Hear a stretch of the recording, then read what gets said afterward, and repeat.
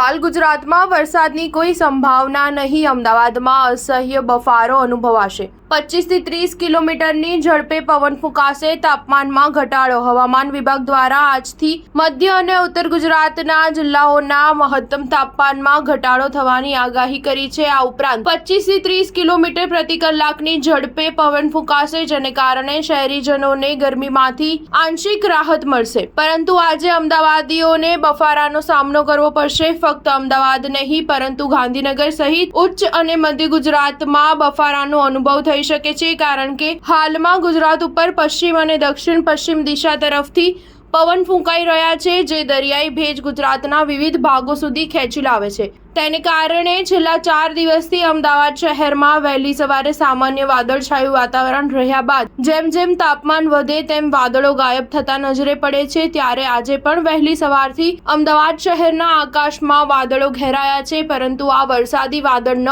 હોવાથી હાલમાં તો વરસાદની કોઈ આગાહી નથી.